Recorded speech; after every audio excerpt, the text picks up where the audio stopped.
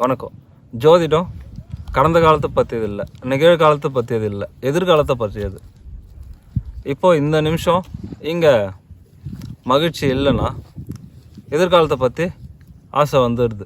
அப்பயாவது நம்ம மகிழ்ச்சியாக இருப்போமான்னு. இப்போ உடனே ஜோதிடர்கிட்ட போகிறாங்க, அவர்கிட்ட கேட்குறாங்க. அவர் ஏதோ ஒரு பரிகாரம் சொல்கிறாரு, கொஞ்சம் வாங்கிக்கிட்டு எதிர்காலத்தில் நீங்கள் நல்லா இருப்பீங்க போங்கன்னு சொன்னால் உங்களுக்குள்ளே ஒரு திருப்தி வருது. இது உங்களுக்கு வாழ்கிறதுக்கு ஒரு புத்துணர்ச்சியை கொடுக்குது. இப்போது இங்கே நல்லா இருந்தால் இது தேவையில்லை. கொஞ்சம் இதுலேயும் நல்லா இருந்தாங்கன்னா அவங்களுக்கு என்ன தோணுதுன்னா பயம் வந்துடுது. இதே மாதிரி இருப்போமா, உடனே போய் ஜோதிடர் பார்க்காங்க. அவர் கொஞ்சம் வாங்கிக்கின்னு இந்த பரிகாரம் பண்ணால் உங்களுக்கு எதுவும் பாதிப்பு வராதுன்றாரு. இப்போது உங்களுக்கு திருப்தி ஆகிடுது. இப்போ நீங்கள் ஒரு ஆற்றுல விழுந்துடுறீங்க. ஆற்றுல விழுந்து போயிட்டுருக்கும்போது ஜோதிடம் பார்ப்பீங்களா, நீந்தி கரையேறணும்னு பார்ப்பீங்களா, உங்கள் குடும்பத்தை காப்பாற்றி கூட்டிகிட்டு போகணுன்னு பார்ப்பீங்களா? இப்படியும் நீந்தி கரையேறணுன்னு தான் பார்ப்பீங்க.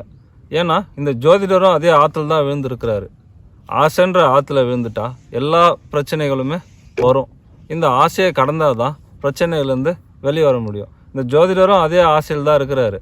அவர்கிட்ட போயிட்டு உங்கள் கையை கொடுத்தீங்கன்னா நீங்கள் இத்தனை மணிக்கு கரையேறிடுவீங்க, இப்போ உங்களுக்கு நல்லது வரும், உங்கள் குடும்பத்தில் இருக்கவங்களுக்கு இப்போ கரையேறுவாங்க, இப்படி சொல்லிகிட்டு இருப்பார்.